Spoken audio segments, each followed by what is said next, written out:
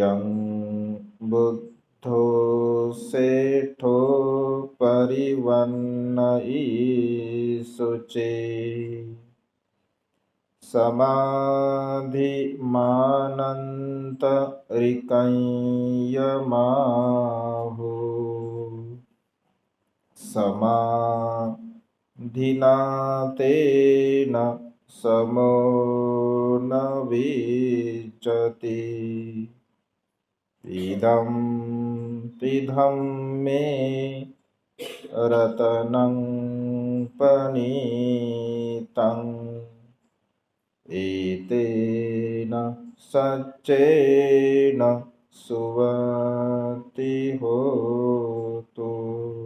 विश्ववंदनीय विश्व शांतिदूत प्रज्ञाशील समाधीचे उद्गाता महान करुणावान करुणेचा सागर तथागत सम्यक संबुद्ध तथागतांचा पावन पवित्र सद्धम्म, त्या सद्धम्माचा सातत्याने प्रचार आणि प्रसार करणारा सदा पूजनीय भिक्खू संघ, बुद्ध धम्म आणि संघ या महान तीन रत्नाची आम्हा सर्वांना माहिती करून देणारे, आम्हा सर्वांचा आधारस्तंभ भारतीय घटनेचे शिल्पकार बोधिसत्व गुणवेतन डॉक्टर बाबासाहेब आंबेडकर यांच्या धम्मक्रांतीमध्ये संपूर्ण जीवन समर्पित करतो। आज या मंगलमय प्रसंगी उपोषण दिनाच्या निमित्ताने विश्वशांती बुद्धविहार पवननगर येथील उपस्थित सर्व श्रद्धासंपन्न उपासक उपासिका, त्याचप्रमाणे प्युरिटी ऑफ माइंड या यूट्यूब चॅनलच्या द्वारा सातत्याने धम्मदेशना श्रवण करणारे सर्व श्रद्धासंपन्न उपासक उपासिका, आपणा सर्वांच्या हितासाठी सुखासाठी आणि कल्याणासाठी तथागतांच्या श्रेष्ठ धम्मदेशनेला प्रारंभ करतो। आज या मंगलमय प्रसंगी उपोषण दिनाच्या निमित्ताने तथागतांच्या श्रेष्ठ धम्मदेशनेला सातत्याने आपण श्रवण करून आपल्या जीवनामध्ये महान आणि असीमस पुण्य संपादन करत आहात। तथागतांची मूळ वाणी रतन सूत्राच्या द्वारा आपण श्रवण करत आहोत। आज 5व्या क्रमांकाची गाथा आपण धम्मदेशनेच्या निमित्ताने थोडक्यामध्ये विश्लेषण बघूया। गाथेचा शब्दशः अर्थ असा होतो की ज्या समाधीची तथागताने प्रशंसा केली आहे, जी समाधी मनुष्याला जीवनामध्ये तात्काळ फळ देणारी असते, या समाधीसारखं दुसरं कोणत्याही प्रकारचं अंग नाही। या सत्यवचनाने आपणा सर्वांचे जय मंगल हो, कल्याण हो, अशा प्रकारे या गाथेचा शब्दशः अर्थ होता। भगवंत असे म्हणतात की या संसारामध्ये जीवन जगत असताना आपल्या मनाला आपल्या चित्ताला संयमित करणे अत्यंत महत्त्वपूर्ण आहे। जोपर्यंत आपण आपल्या मनाला संयमित करत नाही तोपर्यंत समाधी भावना जी भगवंताने सांगितलं आहे त्याला ध्यान मनन चिंतन असं आपण म्हणत असतो। तर समाधी भावना विपश्यना भावना जोपर्यंत मनुष्य करत नाही, धम्मामध्ये असणारं एक उत्तम रत्न आहे। समाधी भावनेचं हे जे रत्न आहे तर धम्मामध्ये असणारं एक उत्तम रत्न आहे। समाधी भावनेशिवाय आपण आपल्या चित्ताला आपल्या मनाला एकाग्र करू शकत नाही। अलीकडच्या काळामध्ये ज्याला आपण विपश्यना म्हणतो, तर विपश्यना भावना सुद्धा तसं विपश्यना भावना किंवा आनापानसतीची भावना हे समाधीचे अंग आहे। तर समाधी हे मुख्य गाभ आहे। समाधी म्हणजे केवळ डोळे लावून बसणे नव्हे, समाधी म्हणजे केवळ डोळे लावून बसणे नव्हे, समाधी म्हणजे कुशल चित्ताची एकाग्रता। बाबासाहेब बुद्धाने त्यांचा धम्म या ग्रंथामध्ये समाधीची व्याख्या करत असताना असं म्हणतात की समाधी म्हणजे कुशल चित्ताची एकाग्रता. ज्या कुशल चित्तामध्ये राग नाही, द्वेष नाही, लोभ नाही, मोह नाही किंवा कोणत्याही प्रकारचा विकार नाही, विकार रहित चित्ताची जी अवस्था असते त्याला सम्यक समाधी अशा प्रकारचं म्हटलं जातं. आणि त्यामुळे केवळ डोळे लावून बसणे म्हणजे समाधी नव्हे.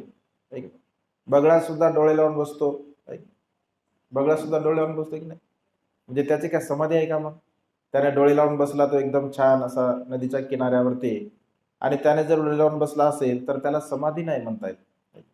मांजर सुद्धा डोळे लावून बसते, त्याला समाधी म्हणतात का? नाही, कारण ते तर आपली शिकार करण्यासाठी डोळे लावून बसत असतात, चित्ताला एकाग्र करतात, डोळे लावून असं दाखवतात ते की आम्ही झोपलो आहोत आणि शिकार करत असतात. तर केवळ डोळे लावून बसणे म्हणजे समाधी नव्हे. तसं अलीकडच्या काळामध्ये काही काही लोक म्हणजे वादविवाद पण करतात, शंका कुशंका पण निर्माण करतात की भगवंताने विपश्यना सांगितले नाही, भगवंताने समाधी सांगितली नाही, असंही काही लोक म्हणतात. काही काही लेखकांनी पुस्तकं सुद्धा लिहिली, जसं यशवंत मनवर नावाचे लेखक आहेत. बाबासाहेबांनी विपश्यना नाकारली असं ते म्हणतात. ते बाबासाहेबांचं नाव घेऊन मी विपश्यनाला नाकारतो असं म्हणत नाही. जर त्यांनी जर असं म्हटलं की मी विपश्यनाला नाकारतो तर कोणा पुस्तक घेतलंही नसतं आणि तेवढे ते प्रसिद्ध झाले नसते. बाबासाहेबांनी विपश्यना का नाकारली, जसं म्हणजे अशा प्रकारे त्यांनी टायटल दिलं. पण बुद्धाने त्यांच्या धर्मग्रंथाचं जर आपण थोडं चिंतन केलं, थोडं मनन केलं आणि बारकाईने जर समजा आपण बुद्धाने त्यांचा धर्माचा जर अभ्यास केला तर अनेक ठिकाणी आपल्याला समाधीचे जे अंग आहे त्या अंगाचे विश्लेषण पाहायला मिळत असतं. कारण आर्य अष्टांगिक मार्गाचं मुख्य अंग आहे ना सम्यक समाधी.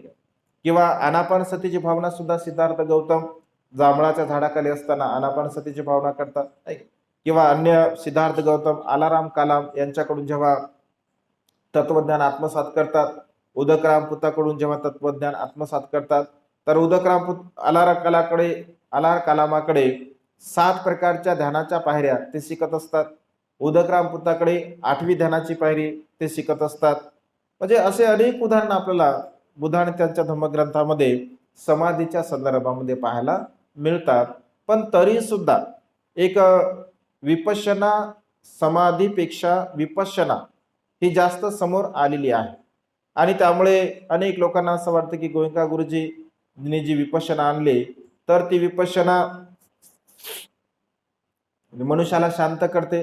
म्हणजे समाधीला विरोध करणाऱ्या लोकांचं म्हणजे जी टेंडन्सी आहे किंवा जे मत आहे तर त्यांचं असं म्हणणं आहे किंवा समाधी केल्यामुळे मनुष्य शांत होतो, समाधी केल्यामुळे मनुष्य त्यांच्या भाषेमध्ये थंडा होतो, तो कोणत्याही प्रकारचं काम करू शकत नाही.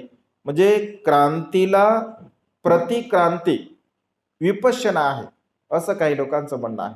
म्हणजे बाबासाहेबांनी काय शिकवलं आपल्याला, तर क्रांती करायचं शिकवलं आहे. आणि गोयंका गुरुजी आपल्याला विपश्यना करायचं शिकवतात, म्हणजे शांत राहायचं आपल्याला शिकवतात. म्हणजे शांत राहणे हा बाबासाहेबांनी सांगितलेला धम्म नाही, तर क्रांतिकारी राहणे हे बाबासाहेबांनी आपल्याला सांगितलं आहे असं काही लोकांचं म्हणणं आहे. पण असं कुणी म्हटलं किंवा असं कुणी सिद्ध केलं की समाधी करणारा मनुष्य शांत राहतो किंवा समाधी करणारा मनुष्य हा काहीच म्हणजे क्रांती म्हणजे करू शकत नाही किंवा समाधीमध्ये राहणारा विपश्यना करणारा मनुष्य हा लढू शकत नाही किंवा संघर्ष करू शकत नाही. तर असं काही नाही आहे. समाधी ही आपल्या स्वतःच्या चित्ताला, आपल्या स्वतःच्या मनाला एकाग्र करण्याचं हे सर्वात मोठं माध्यम आहे. आणि त्यामुळे असं काहीच नाही आहे की समाधी मनुष्याला शांत करते, समाधी मनुष्याला निष्क्रिय बनवते. अनेक लोक म्हणतात की ध्यान साधना करणारे लोक काही म्हणजे निष्क्रिय आहे. जसं बाबासाहेब असं म्हणाले की मला समाधीमध्ये असणारे बुद्ध प्रिय नाही आहे, तर मला चालते बोलते बुद्ध प्रिय आहे. मग बाबासाहेबांचा जो दृष्टिकोन आहे तर तो दृष्टिकोन सामाजिक दृष्टिकोन आहे. कारण बाबासाहेबांना असं वाटलं असेल कदाचित, असं बाबासाहेबांच्या विचारांचं विश्लेषण थोडं आपण करू शकतो की बाबासाहेबांना नेमकं काय म्हणायचं आहे, परंतु समाजामध्ये फिरणारे चालते बोलते आणि बुद्ध कधी थांबले? जर समजा इतिहासाचं जर आपण अवलोकन केलं तर बुद्ध कधी थांबले? बुद्ध तर सतत 45 वर्षापर्यंत धम्माचा प्रचार आणि प्रसार करण्यासाठी सतत परिभ्रमण करत आहेत. आहे का? 45 वर्ष भगवंत फिरले, कारण भगवंताने भिक्षूंना आदेश दिला, चरत भिक्कवे चारिकं बहुजन हिताय बहुजन सुखाय. भिक्षूंनो, लोकांच्या हितासाठी, सुखासाठी, कल्याणासाठी तुम्ही सतत फिरत राहा वर्षावासाचा कालावधी सोडून. तर अशा प्रकारे ना बुद्ध एका ठिकाणी थांबले, ना भिक्खू संघ एका ठिकाणी थांबतोय. म्हणजे बाबासाहेबांनी जो दृष्टिकोन केलेला आहे, तर वर्तमान काळामध्ये तशा प्रकारची काही परिस्थिती बाबासाहेबांनी पाहिली, जसं की विदेशामध्ये आता श्रीलंका असेल किंवा थायलंड असेल किंवा ब्रह्मदेश असेल, तर तेथील भिक्षूंना फिरण्याची काय गरज आहे? जर उदाहरण समजा श्रीलंकेचं आपण घेतलं, तर श्रीलंकेमध्ये आपल्यासारखे असे काही कार्यक्रम होत नाहीत. धम्मदेशनेचे कार्यक्रम, ऐक ना, जाहीर धम्मदेशना, धम्म परिषदा, हे तिथे काहीच होत नाही असं. कारण तिथं भिक्षू तर विद्वान आहेतच आहेत, पण उपासक सुद्धा विद्वान आहेत. त्याच्यामुळे जाहीरपणे अशा धम्मदेशनेचे कार्यक्रम तिथे काही होत नाहीत. फक्त परित्राण देशनेचे कार्यक्रम तिथे होतात. त्यामुळे परंपरागत ते आहे ना, परंपरागत असल्यामुळे आता मग तिथे जर समजा धम्मदेशनेचे कार्यक्रम नाही आहे किंवा कुठे जायचं नाही आहे, तर मग भिक्षू काय करणार आहेत? विहारामध्ये राहून ध्यान म्हणून चिंतनच करतील ना, दुसरं काय करणार आहे? तिथे तशा प्रकारचं हेच नाही आहे, म्हणजे तसा स्कोप नाही किंवा तसं काही गरजच नाही आहे. म्हणजे तिथे कुठल्याही प्रकारची गरज नाही, कारण परंपरागत उपासक उपासिका, ध्यान मनन चिंतन करणारे, शीलवान गुणवान सर्व काही, कारण परंपरागत लहानपणापासून धम्माचे संस्कार असतात. त्याच्यामुळे फारसा काही तिथं प्रयत्न करण्याची गरज नाही आहे. आणि त्यामुळे तेथील भिक्षूंना बाबासाहेबांनी बघितलं असेल, आता ब्रह्मदेशातल्या भिक्षूंना बघितलं असेल किंवा थायलंडच्या भिक्षूंना बघितलं असेल, तेव्हा तर भारतामध्ये भिक्षू नव्हतेच. म्हणजे विदेशामध्ये राहणारे भिक्षू बाबासाहेब असं म्हणाले की ते विहारामध्ये राहतात, विहारामध्ये राहणे, खाणे पिणे, मस्त ध्यान साधना करणे, एवढंच त्यांचं काम आहे. तेवढंच करतील, मग दुसरं काय आहे? कारण भगवंताच्या काळामध्ये सुद्धा 2 प्रकारचे भिक्षू असायचे, किंवा धम्मामध्ये 2 अंग सांगितले आहे. एक अंग सांगितलं आहे विपश्यनाधूर आणि दुसरा अंग सांगितला आहे धम्मधूर. म्हणजे विपश्यनाधूर याचा अर्थ की काही भिक्षूंना विपश्यना आवडायची, ध्यान साधना आवडायची, आणि ध्यान म्हणून चिंतन काही भिक्षू करायचे आणि अनंत पदाला प्राप्त होत असत. आणि मग त्यांच्याकडे जे जे काही उपासक उपासिका येत असत, तर त्यांना ते ध्यानच शिकवायचे. ध्यान कसं करावं, ध्यानामध्ये कशा प्रकारची प्रगती करावी, असं शिकवत असत. म्हणजे काही भिक्षूंना ध्यान आवडायचं. ते म्हणायचे की भगवान, आम्ही तर आता वृद्ध आहोत, आम्ही तर आता म्हातारे आहोत, आणि त्यामुळे आम्ही काही सुत्तपाठ करू शकत नाही, आम्ही काय धम्मकथिक बनू शकत नाही. भगवान, आम्हाला काहीतरी एखादं कर्मस्थान द्या, आम्ही ध्यान म्हणून चिंतन करतो आणि दुःखमुक्तीच्या अवस्थेला प्राप्त होतो, असं काही भिक्षू म्हणायचे. आणि भगवंत मग त्यांना ते कर्मस्थान देत असत. काही भिक्षू असे म्हणायचे की भगवान, आम्हाला धम्मधूर बनायचं आहे, धम्मधर बनायचं आहे. मग भगवंत त्यांना सुत्त सांगायचे. मग त्यांना सुत्त ते पाठांतर करायचे, चिंतन मनन करायचे, आणि ते धम्मामध्ये प्रावीण्य प्राप्त करत असत. हे 2च अंग भिक्षूंचे आहे, एक विपश्यनाधूर आणि दुसरं धम्मधूर. एक तर विपश्यनेमध्ये त्यांनी पारंगत व्हावं, साधनेमध्ये त्यांनी पारंगत व्हावं, आणि नाहीतर मग धम्म उपदेश करण्यामध्ये उपासक उपासिकांना त्याने पारंगत व्हावं. ही बुद्ध तत्वज्ञानाची म्हणजे 2 मुख्य अंग आहे. आणि त्यामुळे विपश्यना नाही आहे, विपश्यना केली नाही पाहिजे, ध्यान साधना केली नाही पाहिजे, समाधी भावना केली नाही पाहिजे, असं जे शंका कुशंका मनामध्ये लोक जे निर्माण करतात, तो अत्यंत चुकीचा अशा प्रकारचा गैरसमज आहे. कारण या लोकांनी कधी विपश्यना केली नसते, ध्यान साधना केली नसते, चिंतन मनन केलं नसतं, आणि त्यामुळे त्यांना त्याचे होणारे जे लाभ आहेत, होणारा जो फायदा आहे, तर त्यांना ते समजत नाही. आणि पुस्तकी ज्ञान असल्यामुळे, कारण पुस्तकी ज्ञान असणं वेगळं आणि प्रॅक्टिकली ज्ञान असणं वेगळं, त्यामुळे पुस्तकी ज्ञान करणारे लोक, पुस्तकाचं ज्ञान असणारे लोक अशा प्रकारचं बोलतात. परंतु भगवंत असे म्हणतात की समाधीशिवाय मनुष्याच्या चित्ताला एकाग्र करण्याचा दुसरा कोणताही मार्ग नाही आहे. डोळे लावून तुम्ही चित्ताला एकाग्र, म्हणजे डोळे उघडे ठेवून या जगाला पाहून आपण चित्ताला कसं एकाग्र करू शकतो? कारण डोळे उघडे ठेवून जर आपण चित्ताला जर एकाग्र करू शकतो, म्हणजे आता मी बोलत आहे, तर मी काय जाणू शकतो का की आता माझा श्वास चालला काय, श्वास यायला काय, काय समजणार आहे? कारण असंख्य वेळा, लाखो वेळा आपला श्वास येतो आणि श्वास जातो, आपल्याला त्याची अनुभूती सुद्धा होत नाही, कारण श्वास तर बंद पडतच नाही ना. श्वास बंद केला म्हणजे मनुष्य मृत्यूला प्राप्त झाला.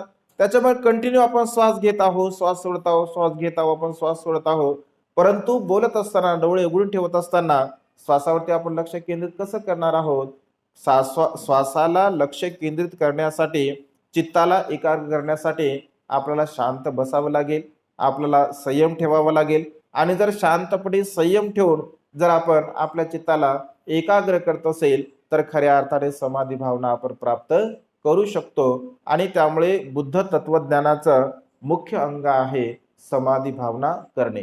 कारण भगवंत असे म्हणतात की समाधी सारखं दुसरं अंगच नाही आहे.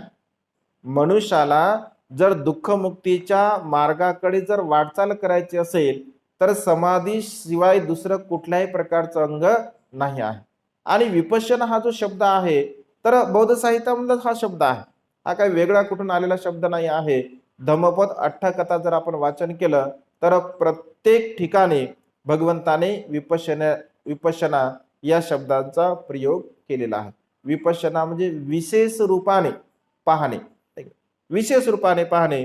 तर विशेष रूपाने काय पाहणे? तर आपल्या शरीरावरती उत्पन्न होणाऱ्या ज्या काही संवेदना आहेत. मग संवेदना कोणत्या आहेत? तर दुःखद संवेदना आहे, सुखद संवेदना आहे, असुखद आहे, अदुःखद आहे. या सर्व प्रकारच्या संवेदनेला आपण जाणलं पाहिजे. आणि अत्यंत महत्वपूर्ण असा पुरावा बुद्ध आणि त्यांचा धम्म या ग्रंथामध्ये बाबासाहेबांनी 4 स्मृती प्रस्थान सांगितलेले आहे. आणि 4 स्मृती प्रस्थान हा विपश्यनेचं महत्वपूर्ण अंग आहे. कारण 4 स्मृती प्रस्थान जोपर्यंत मनुष्य आचरण करत नाही, धारण करत नाही, त्याला समजू शकत नाही, तोपर्यंत त्याला समाधी भावना लागू शकत नाही किंवा तो समाधी करू सुद्धा शकत नाही. आणि त्यामुळे समाधी भावना कशी करावी, समाधी भावना केल्यामुळे काय लाभ होतो? तर विशेष रूपाने भगवंत असे म्हणतात की 4 स्मृती प्रस्थानांचा समाधी भावना करत असताना आपण खूप चांगल्या प्रकारे अभ्यास केला पाहिजे. आपल्या शरीराला पूर्णतः आपण सतर्क ठेवलं पाहिजे. आणि शरीराला सतर्क ठेवून आपण कायानुस्मृतीची भावना केली पाहिजे. कायानुस्मृती, वेदनानुस्मृती, चित्तानुस्मृती आणि धम्मानुस्मृती ह्या 4 प्रकारच्या स्मृती आहेत. स्मृती म्हणजे जागरूकता, स्मृती म्हणजे जागरूकता, सतर्कपणे स्मृती संप्रजन्य युक्त आपण राहिलं पाहिजे. म्हणजे कायची सतर्कता असली पाहिजे, चित्ताची सतर्कता असली पाहिजे, वेदनेची सतर्कता असली पाहिजे. म्हणजे काय स्मृती, चित्तानुस्मृती, धम्मानुस्मृती आणि वेदनानुस्मृती अशा प्रकारच्या या 4 स्मृती आहेत. मग कायला कसं ठेवावं स्मृतिवान? कायला स्मृतिवान कसं ठेवावं? तर भगवंत असे म्हणतात की भिक्षूंनो, जेव्हा केव्हा तुम्हाला वेळ मिळेल, जसं तुमचं भिक्षाटन झालं आहे, भोजन झालं आहे, तुम्ही प्रमाद रहित आहात, तर प्रमाद रहित असताना तुम्ही आपल्या एखाद्या झाडाखाली जावं, झाडाखाली बसावं, एकांत स्थळी बसावं. मग गुफेमध्ये असेल, डोंगरामध्ये असेल, झाडाखाली असेल किंवा जिथे कुठे तुम्हाला असं एकांत स्थळ दिसत असेल तर त्या एकांत स्थळी आपण जावं. आणि एकांत स्थळी गेल्यानंतर आपल्या संपूर्ण शरीराला सुरुवातीला शांत करावं. आपलं शरीर संयमित झाल्यानंतर, शरीर सरळ केल्यानंतर आपण आपल्या शरीराला यथार्थ रूपाने जाणलं पाहिजे. कारण मनुष्याचं शरीर संयमित होणे अत्यंत महत्वपूर्ण आहे. जर शरीर जर संयमित होत नसेल तर आपण काही करू शकत नाही, ध्यानसाधना करू शकत नाही. आणि त्यामुळे सुरुवातीला शरीराला आपण संयमित ठेवण्याचा प्रयत्न केला पाहिजे. कारण शरीर हे दीर्घकाळपर्यंत त्या अवस्थेमध्ये राहिलं पाहिजे. 10 मिनिटं, 20 मिनिटं, अर्धा तास, 1 तास जे आपण ध्यान भावना करत असतो, तर ध्यान भावना करत असताना तशा प्रकारचं एक अधिष्ठान आपण आपल्या मनामध्ये निर्माण केलं पाहिजे. आणि तशा प्रकारचं अधिष्ठान जर आपण आपल्या मनामध्ये जर निर्माण करत असेल तर आपण समाधी भावना लावू शकतो. म्हणजे या 6 प्रकारची जे काही इंद्रिय आहे, शरीराला संयमित ठेवत असताना 6 प्रकारच्या इंद्रियाला आपण पूर्णपणे संयमित ठेवलं पाहिजे.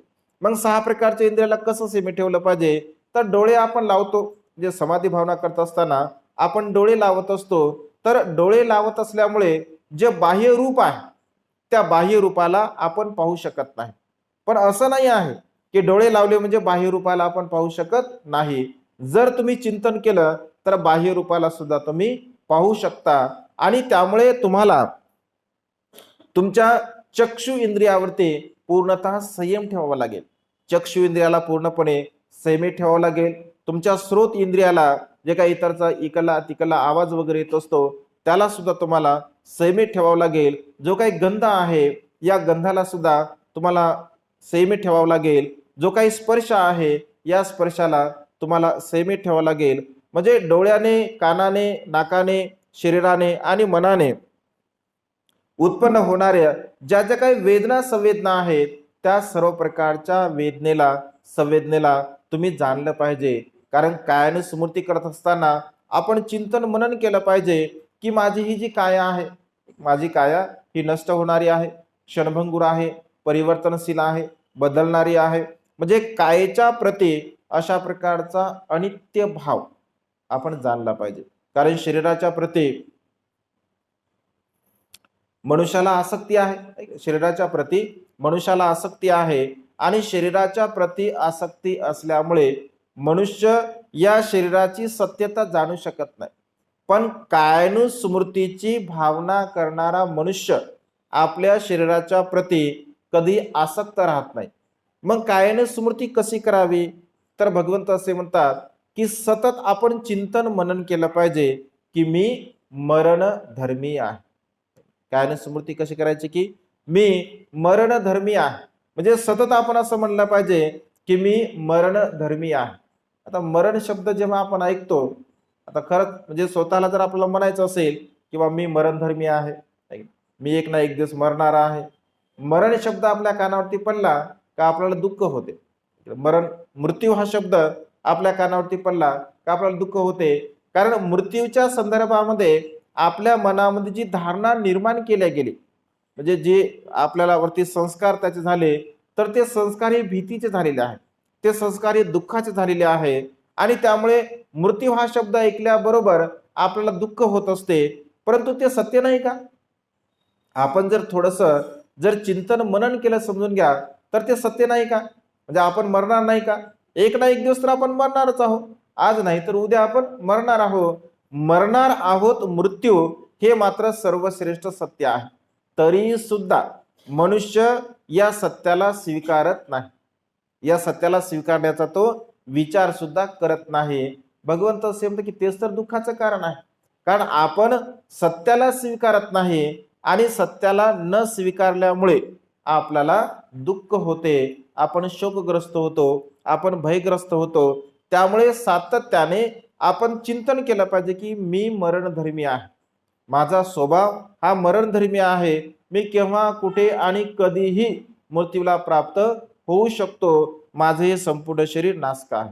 भगवंत असे म्हणतात की जर तुम्हाला अनित्य भाव जाणायचा असेल, अनित्य भावनेला जर तुम्हाला समजून घ्यायचं असेल, तर तुम्ही रोज एक चक्कर स्मशानभूमीमध्ये मारली पाहिजे. रोज म्हणजे भिक्षूंना अभ्यास करताना सांगतात भगवंत की जर तुम्हाला अनित्यवादाचा अभ्यास करायचा आहे तर रोज एक चक्कर आपण स्मशानभूमीमध्ये मारली पाहिजे. आणि जे जळणारं प्रेत आहे त्या जळणाऱ्या प्रेताकडे आपण बघितलं पाहिजे की काल दिसणारं हे सुंदर शरीर आहे, रूपवान शरीर आहे, बलवान शरीर आहे, तर आज मात्र हे या ठिकाणी जळत आहे. आणि त्या जळणाऱ्या अग्नीकडे बघून आपण सुद्धा आपल्या शरीराच्या प्रती अनित्य संज्ञेची भावना केली पाहिजे की मी सुद्धा एक ना एक दिवस मरणार आहे, माझं शरीर सुद्धा मरणधर्मी आहे आणि मी मरणधर्मी असल्या कारणाने मग जर समजा मी मरणधर्मी आहे, मग अनित्य भाव आपण का जाणावा, अनित्य भावनेचा आपण अभ्यास का करावा? कारण भगवंत असे म्हणतात की मी, माझं आणि माझ्यासाठी ही जी भावना आहे, तर या भावनेला कमी करण्यासाठी आपण अनित्य भाव जाणला पाहिजे. जसं मनुष्य म्हणतो की मी आहे, हे शरीर माझं आहे, हे माझ्यासाठी आहे.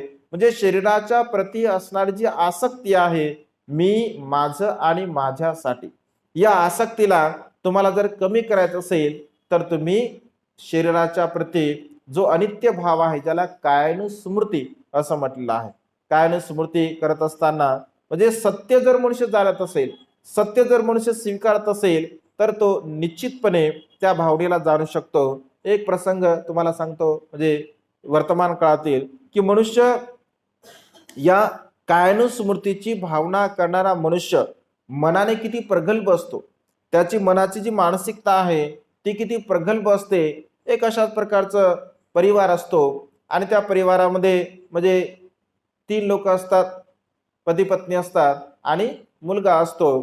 तर पती पत्नी आणि मुलगा अत्यंत म्हणजे सर्वच्या सर्व त्या घरामध्ये लोक साधक असतात, म्हणजे नेहमी ध्यान मनन चिंतन करणारे, साधना करणारे, शील पालन करणारे, सर्व प्रकारच्या सद्गुणाचं त्या आचरण करणारे असतात. आणि अशा प्रकारे पत्नी नेहमी आपल्या शेतावरती पती आणि मुलगा काम करण्यासाठी जात असताना त्यांच्यासाठी नेहमी भोजन घेऊन जात असते.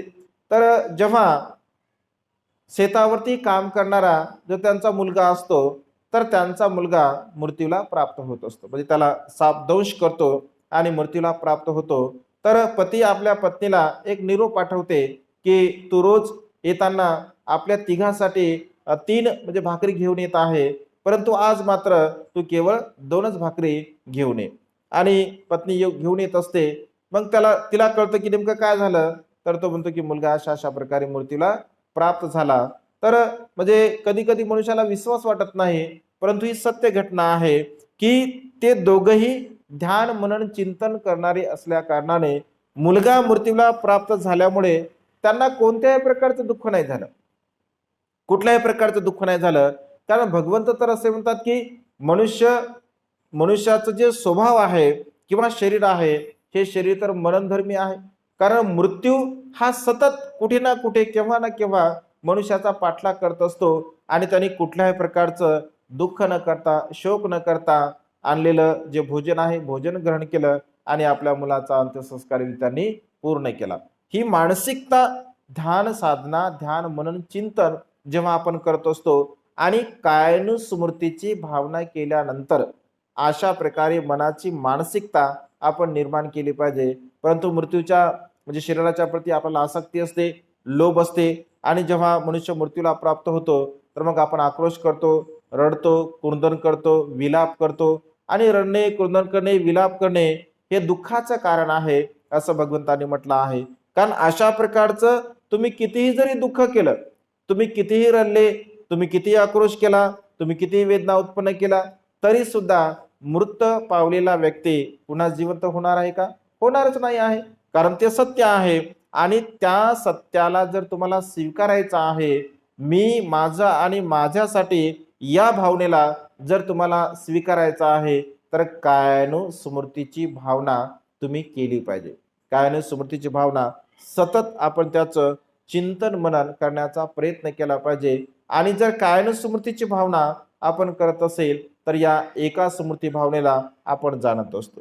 दुसरी स्मृती भावना भगवंत असे म्हणतात वेदनानुस्मृती, म्हणजे वेदना जेव्हा आपण साधनेला बसतो, तर समजा तुम्ही जर अधिष्ठानाला बसले, साधना जर तुम्ही कधी कोणी केली असेल तर 1 घंटा जर समजा तुम्ही साधनेला बसले, तर आपल्याला अधिष्ठान दिलं जातं की 1 तासपर्यंत तुम्हाला कुठल्या प्रकारे हालचाल करायची नाही आहे. म्हणजे तसं तुम्ही अधिष्ठान करा आणि अधिष्ठान जर तुम्ही केलं 1 तास बसायचं, तर आपण आपल्या मनाला तशी ऑर्डर देतो की 1 तासापर्यंत आता माझं अधिष्ठान आहे आणि अधिष्ठान असल्या कारणाने मी कोणत्याही प्रकारे माझ्या शरीराची हालचाल काही करणार नाही. ज्यांचं अधिष्ठान पक्क असतं तर तो कोणत्याही प्रकारची हालचाल करत नाही. पण ज्यांचं अधिष्ठान चांगलं नसतं तर मग तो वेगवेगळ्या प्रकारच्या हालचाल करते आणि त्याचं जर चित्त एकाग्र नसेल तर त्याचे पाय दुखतात, त्यांची कंबर दुखते, त्यांची पाठ दुखते किंवा शरीरामध्ये मुंग्या येतात. म्हणजे वेगवेगळ्या प्रकारच्या वेदना संवेदना आपल्या शरीरामध्ये उत्पन्न होत असतात. पण आपली स्मृती जर चांगली असेल, आपली स्मृती जर जागरूक असेल, तर वेदनानुस्मृतीची भावना करत असताना आपण जाणलं पाहिजे ही सुखद वेदना आहे, ही सुखद वेदना या ठिकाणी उत्पन्न झालेली आहे. तर ती सुखद वेदना जरी असेल तर तिच्यामध्ये आपण मोहून नाही गेलं पाहिजे. ही जी दुःखद वेदना आहे, या दुःखद वेदनेला सुद्धा आपण जाणलं पाहिजे, समजून घेतलं पाहिजे. कारण ही दुःखद वेदना सुद्धा कायमस्वरूपी राहणारी नाही आहे. कधी कधी सुखद वेदना असतात दुःखद वेदना असतात. म्हणजे या वेदनेला आपण जाणलं पाहिजे आणि वेदनेला जाणून आपण आपल्या श्वासावरती चित्त आपलं केंद्रित केलं पाहिजे. कारण आपला जर पाय दुखत असेल, आपल्या पायाला जर मुंग्या येत असतील, तर साहजिक आहे आपलं चित्त त्या म्हणजे जिथे मुंग्या येत असतील, जिथे दुखत असेल तिकडे जात असतं. तर त्याला चित्ताला तिकडे न घेऊन जाता तिथे आपण अनित्य भाव जाणला पाहिजे. हे सुद्धा नष्ट होणार आहे, हे सुद्धा क्षणभंगुर आहे, हे सुद्धा परिवर्तनशील आहे. असं जर आपण आपल्या श्वासाला केंद्रित करून, आपल्या चित्ताला केंद्रित करून जर आपण त्याला जाणलं, त्याला समजून घेतलं, तर शरीरावरती उत्पन्न होणाऱ्या ज्या वेदना असतात त्या वेदनेला आपण समजू शकतो, जाणू शकतो. परंतु मनुष्याचा स्वभाव तसा नाही. मनुष्याला असं वाटतं की मलाच वेदना होत आहेत काय, की ध्यान साधना करणारा मनुष्य तो असा विचार करतो की फक्त माझेच पाय दुखत आहेत, मलाच वेदना होत आहेत, आणि त्याचं जे अधिष्ठान असतं ते अधिष्ठान तोडते आणि तो पाहतो. म्हणजे इतरांना पाहत असतो ध्यान साधना करताना. जर तुम्ही कधी शिबिराला गेले तर असे अनेक उदाहरण पाहायला मिळतात. लोक इकडं तिकडं पाहतात, त्यांना असं वाटतं की वा म्हणजे मला वेदना होत आहे, आणि मग तो विचार करतो की यांना काय वेदना होत नाही, ठीक ना, बाकीच्यांना वेदना होत नाहीत, मलाच वेदना होत आहे. आणि तो तशा प्रकारचा विचार करतो आणि त्या ठिकाणी तो दुःखाला प्राप्त होत असतो. म्हणजे जी समाधी भावना त्याला लागायला पाहिजे तर ती समाधी त्याला लागत नाही. पण जर समजून घ्या, तुम्ही जर संकल्प केला, अधिष्ठान केलं, तर समजा पायाला जर मुंग्या आल्या असतील, किंवा असं कधी कधी असं होतं की पाय आता काही तुटून पडतो काय, की असं वाटतं, म्हणजे मनामध्ये भावना उत्पन्न होते. आणि जेव्हा आपण डोळे उघडून पाहतो तर पाय काय तुटलेला नसतो, पाय आपल्या जागेवरच असते. पण वाटते तसं आपल्याला की माझा पाय तुटून गेला काय, की माझ्या पायाला काय वेदना झाल्या काय, की म्हणजे कारण ती शरीराची अवस्था तशी असते. पण वास्तविक पाहता आपण जेव्हा डोळे उघडून पाहतो तर ते जागेवरच असते, आणि डोळे उघडून पाहतो तर मग आपलं अधिष्ठान तुटून जात असते. म्हणजे चित्ताची एकाग्रता साधत असताना अधिष्ठान खूप महत्वपूर्ण आहे. जर तुम्ही अधिष्ठान करत असाल, सिद्धार्थ गौतम अधिष्ठान करतात, सिद्धार्थ गौतम अधिष्ठान करतात की जोपर्यंत मला सम्यक संबोधीचा लाभ होत नाही तोपर्यंत या आसनावरून मी उठणार नाही. मग या आसनावरून मी बसलो असताना माझं शरीर संपूर्ण नष्ट झालं तरी चालेल, माझं रक्त सुकून गेलं तरी चालेल, माझे हाडं संपूर्ण विरघळून गेले तरी चालतील, हिमालय पर्वत जागा बदलेल, संपूर्ण नद्या सुकून जातील, परंतु माझं अधिष्ठान हे काही बदलणार नाही जोपर्यंत मला सम्यक संबोधीचा लाभ होत नाही. म्हणजे अशा प्रकारे सिद्धार्थ गौतम अधिष्ठान करत असतात. संकल्प आणि अधिष्ठान यामध्ये फरक आहे. संकल्प हे तुटतात, संकल्प हे मोडतात, किंवा संकल्प हे आपण विसरून सुद्धा जाऊ शकतो.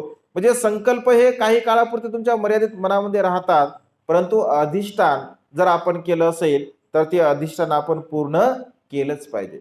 जर अधिष्ठान आपण पूर्ण करत असेल तर खऱ्या अर्थाने आपल्या जीवनाला अर्थ प्राप्त होत असतो, आणि त्यामुळे नेहमी आपण अधिष्ठान केलं पाहिजे. चांगल्या प्रकारच्या गोष्टींचं जर तुम्ही अधिष्ठान केलं तर जीवनामध्ये यशस्वीता आपल्याला प्राप्त होत असते. आणि हे जे अधिष्ठान असतं तर हळूहळू प्राप्त करायचं असते. जसं आता तुम्ही इथे बसता, इथे समजून घ्या 1 तासभर तुम्ही बसता, तर हे 1 तासभर तुमचं जे बसणं आहे, हे तुमचं 1 तासभर जे बसणं आहे, जरी समजा तुम्ही कधी कधी असं होतं की आपलं चित्त एकाग्र राहत नाही, आपण म्हणजे बसतो किंवा लक्षामध्ये काही राहत नाही, तरी सुद्धा हे बसणं सुद्धा आपलं वाया जात नाही, हे बसणं सुद्धा आपलं वाया जात नसते. कारण आपण 1 तास जे बसतो तर बसण्याची जी आपली प्रॅक्टिस आहे, ज्याला अधिष्ठान पारमिता असं म्हटलं, एका ठिकाणी एका विषयासाठी आपण जेव्हा बसतो तर ही अधिष्ठान पारमिता आपल्याला हळूहळू आपली पूर्ण होत असते. म्हणजे 1 तासभर आपण बसतो, कधी 2 तास बसतो, कधी 3 तास बसतो, तर अधिष्ठान पारमितेला आपण पुष्ट करत असतो. आपण जे धम्म श्रवण करत असतो आणि धम्म श्रवणाच्या द्वारा जर आपलं जी काही प्रज्ञा प्राप्त होत असते तर तिथे आपली प्रज्ञा पारमिता सुद्धा पूर्ण होत असते. जसं आपण शीलाचं जर पालन करत असेल तर शील पारमिता सुद्धा आपली पूर्ण होत असते. आपण पराक्रमपूर्वक प्रयत्नपूर्वक जी देशना श्रवण करत असतो तर वीर्य पारमिता सुद्धा आपली पूर्ण होते. आपण मंगलमैत्रीची भावना करत असेल तर मैत्री पारमिता सुद्धा आपली पूर्ण होत असते. म्हणजे अशा प्रकारे हळूहळू हळूहळू थोड्या थोड्या पारमिता आपण आपल्या जीवनामध्ये पूर्ण करण्याचा प्रयत्न केला पाहिजे. आणि त्यामुळे समाधी भावना करत असताना, ध्यान मनन चिंतन करत असताना अधिष्ठान पारमिता आपण पूर्ण करण्याचा प्रयत्न केला पाहिजे. 5 मिनिटाचं अधिष्ठान असेल, 10 मिनिटाचं अधिष्ठान असेल, 20 मिनिटाचं, अर्ध्या तासाचं किंवा 1 तासाचं, हळूहळू आपली अधिष्ठान पारमिता आपण वाढवली पाहिजे. सुरुवातीला 10 मिनिटं आपण एकाग्र चित्ताने बसलं पाहिजे. शरीराची कोणत्याही प्रकारची हालचाल न करता 10 मिनिटं बसण्याची आपण प्रॅक्टिस केली पाहिजे. त्यानंतर 20 मिनिटं बसण्याची प्रॅक्टिस केली पाहिजे.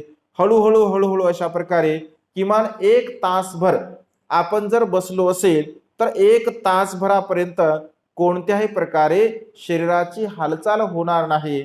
माझं चित्त एकाग्र मी करेल, कोणत्याही प्रकारचा विचार मनामध्ये उत्पन्न होऊ देणार नाही.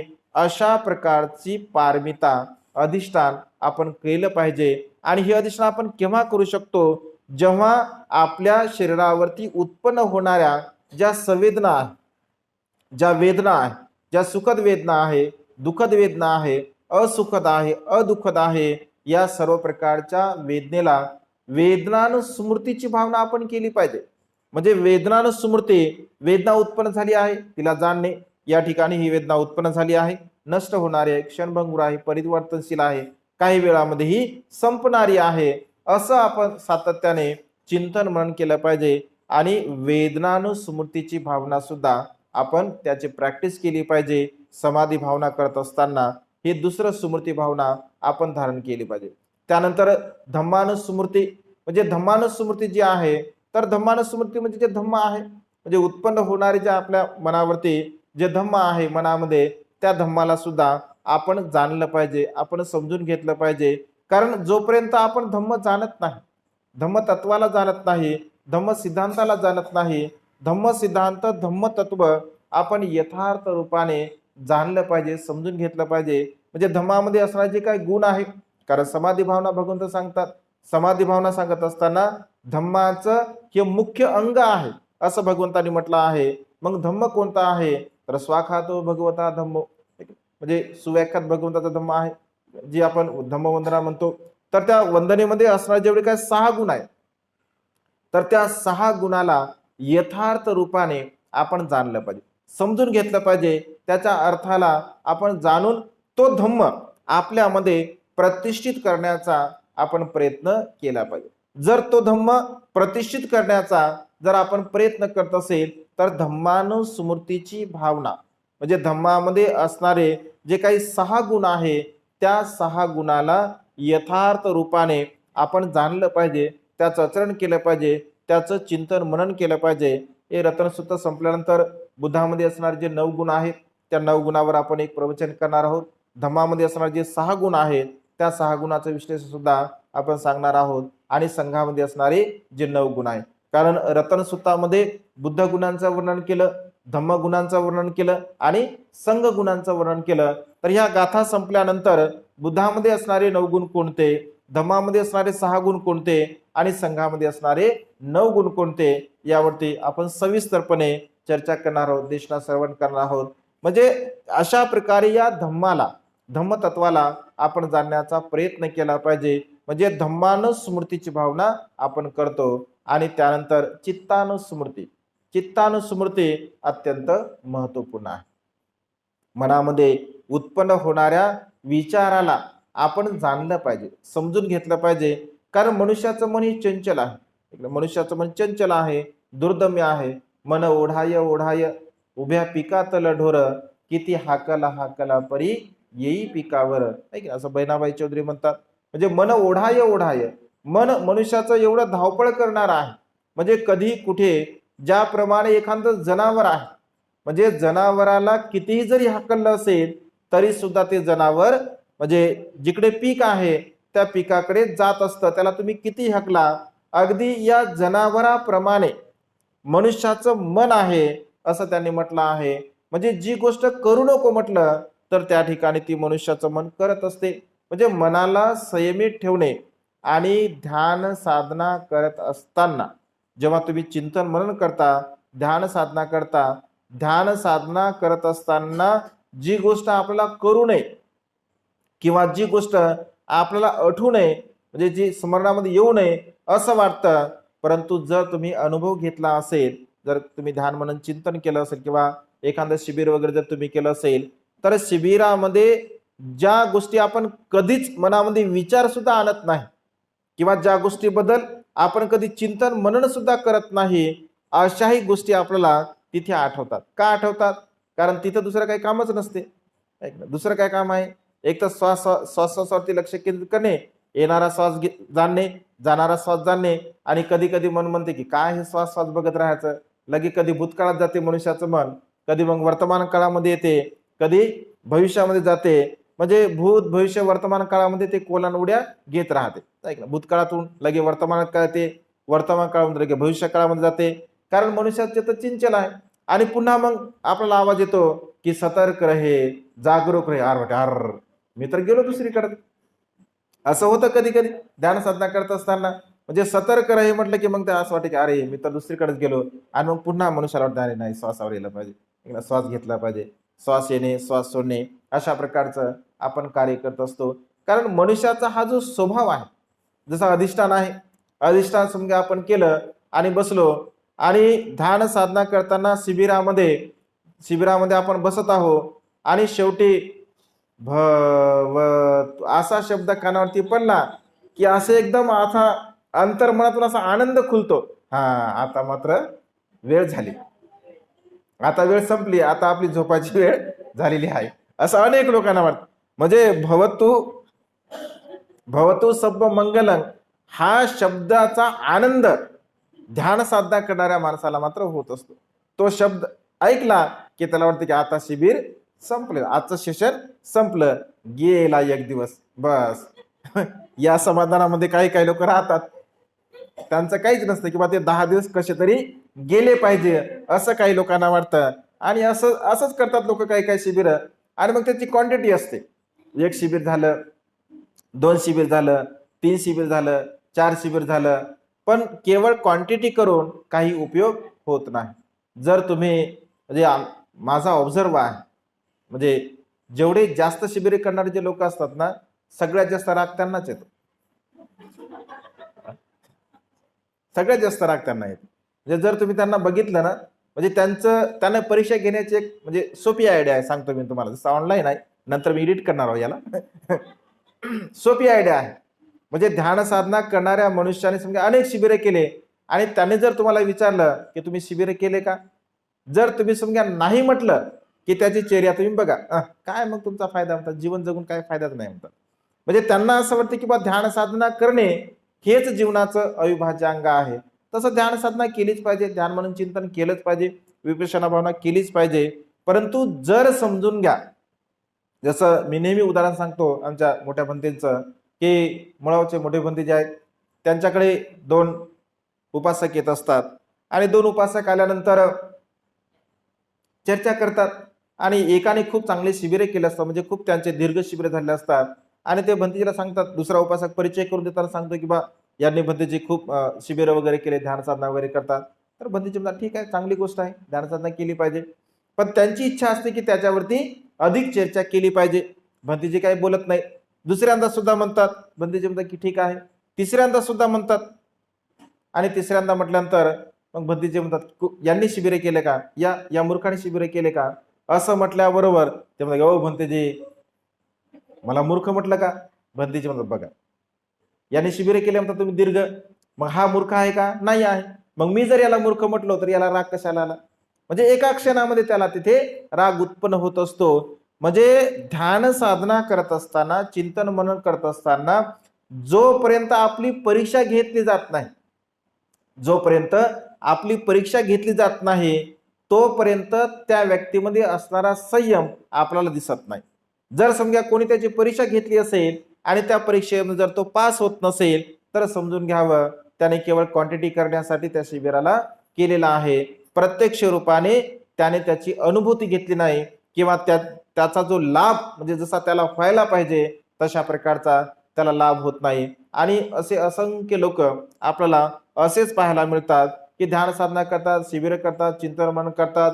रोज आपल्याला सांगितलं जातं की 1 तासपर्यंत तुम्ही घरी प्रॅक्टिस करा. टिकून आल्यानंतर आपल्याला म्हणजे सांगितलं जातं 1 तासापर्यंत सकाळी म्हणजे सकाळी झोपण्याच्या पूर्वी आपण प्रॅक्टिस केली पाहिजे आणि झोपण्याच्या अगोदर सुद्धा आपण प्रॅक्टिस केली पाहिजे. टिकून आल्यानंतर 8-10 दिवस आपण त्याच नशेमध्ये राहतो आणि त्याच नशेमध्ये राहत असताना मनुष्य कोणाला जरी काही सांगायचं तर विपश्यनेबद्दल सांगणार 8-10 दिवसापर्यंत आणि एकदा हळूहळू विसर पडला का ते विपश्यनेला विसरून जाते, आनापानसतीला विसरून जाते आणि ध्यान साधनेला सुद्धा विसरून जात असते, कारण त्याच्यामध्ये आपल्याला कंटिन्युटी करता येत नाही. आणि ध्यान साधना किंवा विपश्यना समाधी भावना ही अशा प्रकारची गोष्ट आहे की ती सतत केली पाहिजे, नेहमी कंटिन्यू केली पाहिजे. रोज आणि रोज जर त्याची आपण प्रॅक्टिस करत असेल, भगवंत नेहमी समाधी भावनेमध्ये राहत असत. का राहत असत? कारण ज्या सुखाची अनुभूती आपण घेत आहोत त्या सुखाला आपण सातत्याने त्या सुखाचा आनंद घेण्याचा प्रयत्न केला पाहिजे. आणि त्यामुळे समाधी भावना ही आपल्या सुखासाठी आहे, आपल्या चित्ताला एकाग्र करण्यासाठी आहे. कारण जोपर्यंत तुमचा राग नष्ट होत नाही, द्वेष नष्ट होत नाही, मोह नष्ट होत नाही, मीपणा, अहमपणा, गर्व, ईर्ष्या म्हणजे आपल्या चित्तामध्ये उत्पन्न होणारे विकार जोपर्यंत नष्ट होत नाहीत तोपर्यंत आपलं चित्त निर्मळ बनणार नाही. कारण समाधी म्हणजे कुशल चित्ताची एकाग्रता.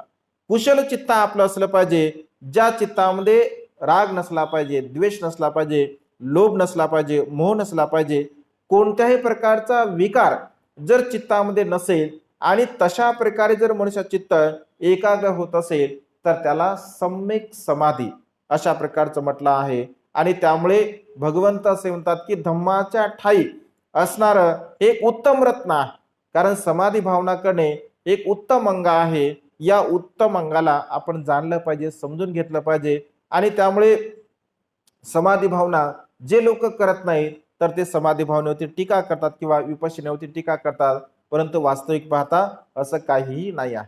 मनुष्य हा सदा सर्व काळ संयमशील असतो आणि संयमशील मनुष्याने असलं पाहिजे.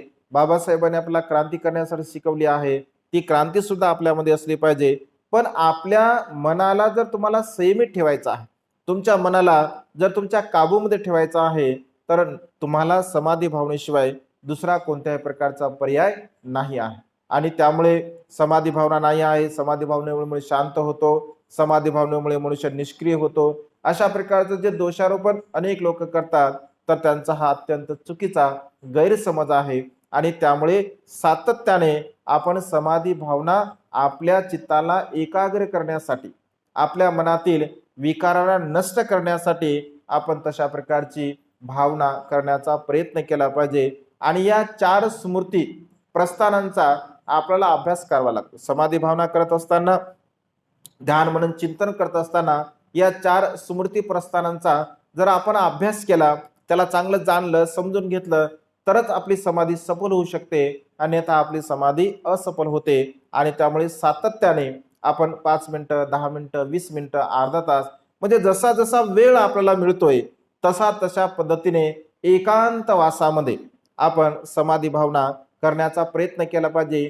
किमान 5 मिनिटं, 10 मिनिटं का होईना आनापानसतीची भावना तरी आपण केली पाहिजे. म्हणजे श्वासावरती आपल्या लक्ष केंद्रित करण्याचा आपण प्रयत्न केला पाहिजे. आणि हळूहळू वेदनेला संवेदनेला सुद्धा आपण जाणलं पाहिजे. त्यामुळे काय होतं की आपल्या चित्ताला म्हणजे ती सवय लागते. कारण आपल्या चित्ताला जर ती हळूहळू जर सवय लागली तर त्याचा लाभ आपल्या जीवनामध्ये आपल्याला होत असतो. आणि त्यामुळे भगवंताने जे हे 5व्या गाथेमध्ये सांगितलं आहे की भगवंत असे म्हणतात की समाधीसारखं उत्तम रत्न या संसारामध्ये दुसरं कोणतंही नाही आहे. धम्माच्या ठाई असणारं एक उत्तम रत्न आहे. आणि या उत्तम रत्नाच्या द्वारा तुम्हा सर्वांचं जय मंगल हो, कल्याण हो, अशा प्रकारची भावना भगवंताने या ठिकाणी व्यक्त केली आहे. आजच्या मंगलमय प्रसंगी अधिक न बोलता एवढीच धम्मदेशना देतो. ही धम्मदेशना इथे संपन्न करतो. सर्वांचं मंगल हो, सर्वांचं कल्याण हो, सर्वांना दीर्घायुष्य लाभ.